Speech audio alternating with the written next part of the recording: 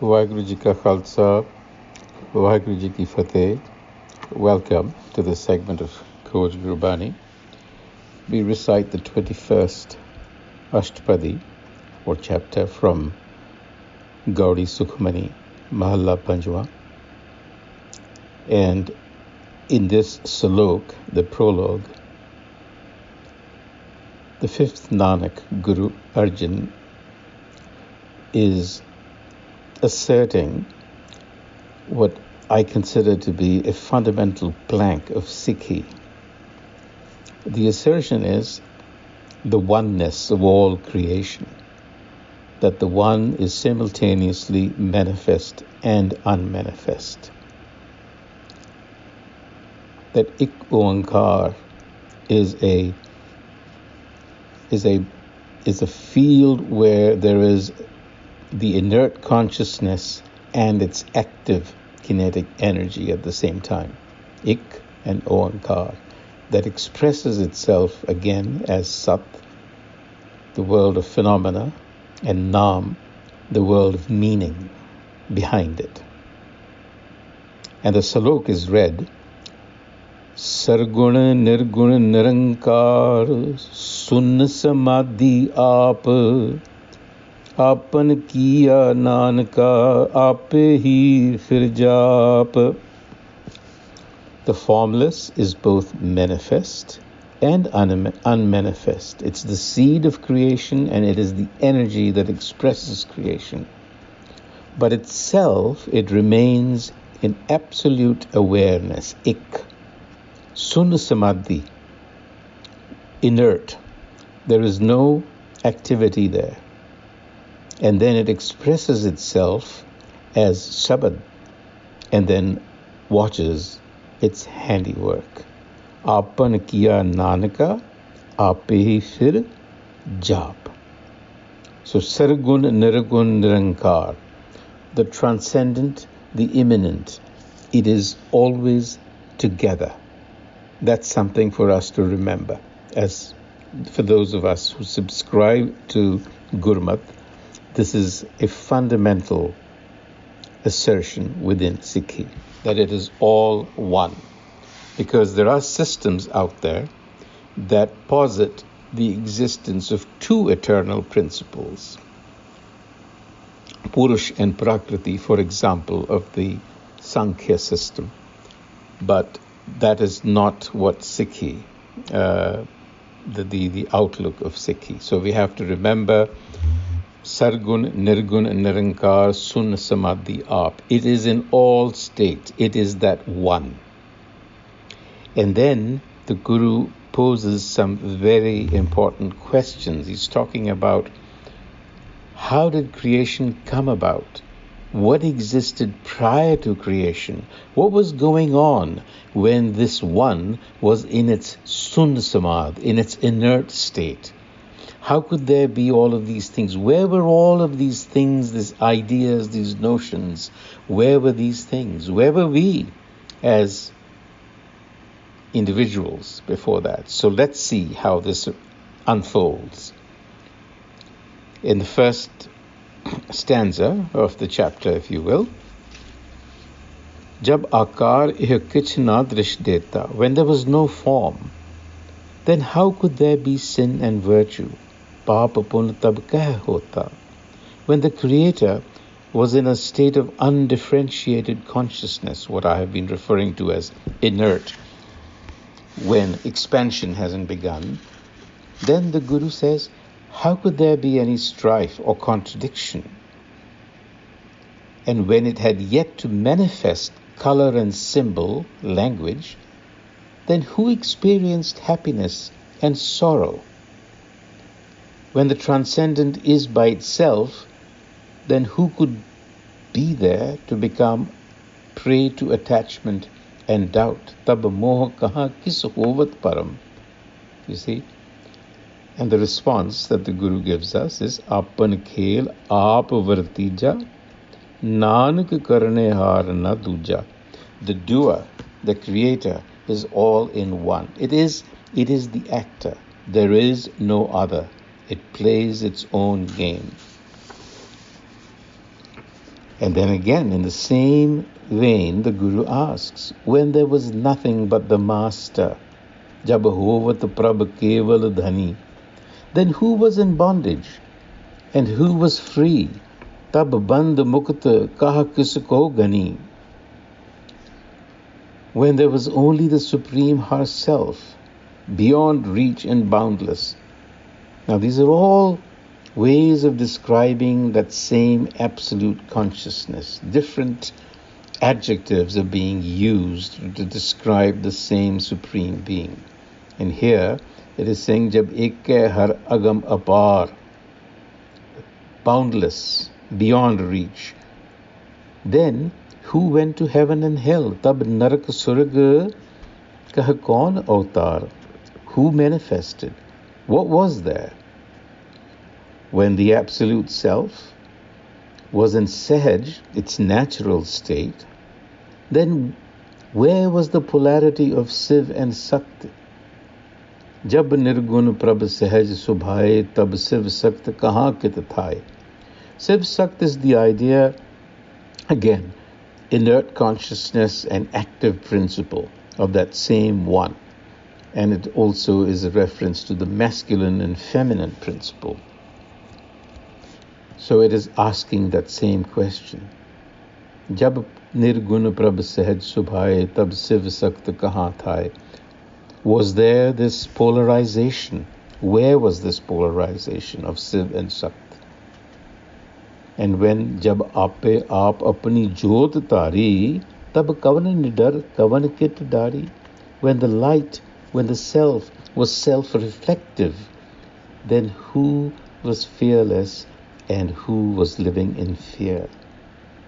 And then the response is, the Supreme Being is the doer and the cosmic actor of the cosmic drama. Says Nanak, the Master is beyond perception and without boundary. Apan chalat aap karne har. Chalat, it's its own drama, its own play, and it's playing all the roles. That one actor is playing all of these diverse roles.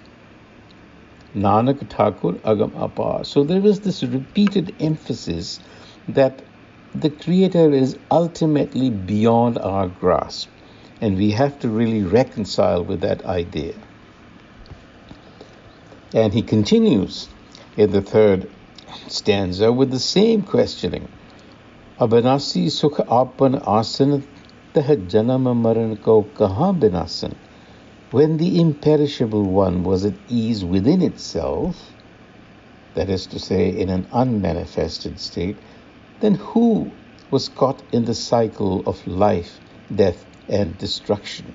You see, very fundamental, deep questions. Tah janam maran ko kahan binasan. And when the absolute creator, the Prab, was by itself, then why would there be fear of death? Now, mind you, these are also indicators of a state of mind that could achieve the same sort of fearlessness. It was saying that if you have the consciousness of the absolute creator or the awareness of the absolute creator, then why would you fear the messenger of death? So this is another way of saying, who is it that is fearing the messenger of death? You see? And when the one, impersonal and incomprehensible, was by itself, then whose accounts were being seen by the scribes? Chitragupt. Jab apagat agochar prab eka, tab Chitragupt kis puchat lekha. So you see, again, if you have that consciousness in the mind, if your mind is perfectly self-aware, there is no accounting. And the Supreme Being, Nanak tells us over and over again, is just astounding. It creates its own forms. Apan aap hi acharja, wondrous. Nanak apan roop, aap hi uparja. It creates itself. It is self-created. And the discussion continues. When the Creator prevailed as unalloyed consciousness, jab nirmal purakh pat hota, how could there be any impurity to be washed? Now, this is also a response to the systems of Indian thought that argued about doing rituals and rites to purify. So the Guru is saying, if you have that unalloyed consciousness within you, where is there any impurity then to be washed? And when the impeccable and formless one reigns within the mind, then there is no question of being caught in self-pride. You see? When the self is the embodiment of light, then there can be no craving. Jai Jyot Sarupi Jyot Sang Samave Teh Kise Puk Kavan Triptave. Very obvious. If your mind has transformed into the likeness of the self, then it goes without saying that all of your cravings have ceased. You have accomplished the goal. And then the Guru again reminds us that the Creator being is the cause and it is the effect. And this is an aspect that is beyond reckoning. We cannot simply understand it. Karan Karavan Karne Har Nanak Karte Ka Nahi Sumar. Immeasurable, beyond reckoning. And now here in this fifth stanza of the chapter of the a-sabad-a-day, the Guru is trying to tell us that he's trying to correct our notion of what the Creator Self is like. And he goes on to say, Jab apni soba apan sang banai, tab kavan mai baap mitra sut pai. So you have to understand that the Creator Self cannot possibly have any mortal relatives or friends or parents, because its knowledge, its splendor is inseparable from it. Jab apni soba apan sang banai, self-created, tab kavan mai baap mitra sut pai. How can it possibly have relatives and friends? When the Creator Self alone knows its power, capacities and skills, you see, because the Guru is trying to tell us we cannot possibly get an estimation of its capacities. Jeh sarb kala apeh parbeen. It is all skillful in itself. Teh ped kateb kahan ko cheen. There's no point in reading the scriptures, because the scriptures cannot tell you how great the Creator is. And then along similar lines, when the Creator Self alone knows its mind, meaning its intent, then why should we be concerned with good or bad omens? Jab apan aap ur tare, to sagan ap sagan kahan bichare. What is the point? And then, jeh apan ooch apan aap nera, teh kaun thakur kaun kahiye chera. The Creator Self is the highest, and it's also the lowest. So the point being that the master and the servant are indistinguishable. You can't tell the difference. And the Guru goes on to say, I'm simply awestruck. You alone know yourself. Bisama, bisama, rahe bismad. Nanak apani gati jano aap.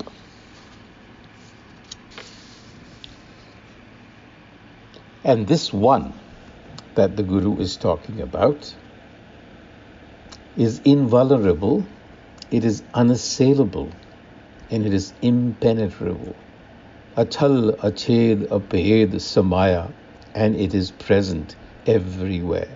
So if it is present in your mind and you have achieved that state of mind, then you cannot be lured by the senses. You cannot be led astray. Uha kise byapat maya.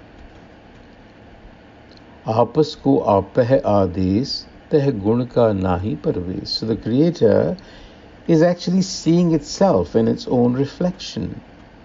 And how can the senses possibly be occupying that space? So you see, the senses don't have an existence of their own. They're simply reflections of the self. And the one is fulsome. It's the giver of good fortunes, Bhagavanta. Then why worry? You see, why worry? Teh gun ka nahi, jeh ek ke ek Bhagavanta ta kaun achint, kis lage chinta. Again, the state of mind of being without, free of worry, if you have realized the self. And the Guru again, great is the Creator, the highest of the high. It alone knows its greatness. It alone can reach itself. Baho beyant ooch te oocha, Nanak apas ko ape pahucha. So its reach, the self alone has a measure of its own reach.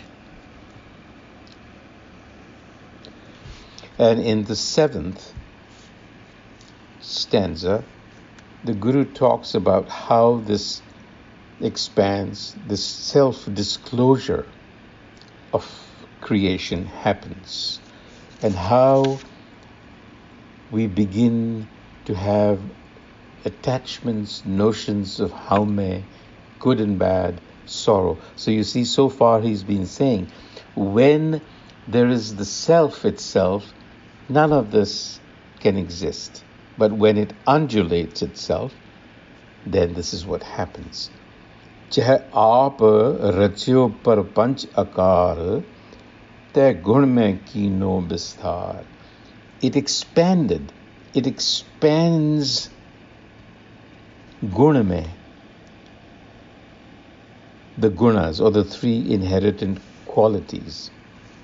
So when the Creator discloses itself, that is to say, when it causes an expansion, creation, it is like the undulation of a wave. And the wave consists of, it is an energy wave that has what the Guru calls Tragun, 3 inherent qualities that shape reality, phenomenal reality. And these are Rajo, Tamo, Sato, truth, energy, will, balance, motion, time, space. These are the energies, the three gunas.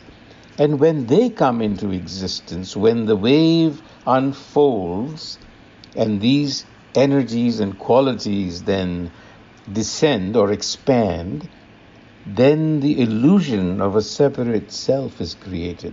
Haume. This abstraction gets created. And then our problems, our troubles begin, because it is immediately attached to Maya, because it comes out of Maya, you see. Haume is Maya created, because we have to function in Maya. And when it comes out of Maya, then we get ideas, because it is mental, it's an abstraction.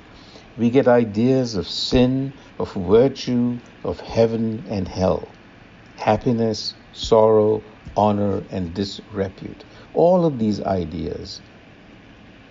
Paap punn teh bhai kahavat, ko narak, ko surg bachhavat, आल जाल माया जंजाल हमें मोह param pe par. Here is the combination.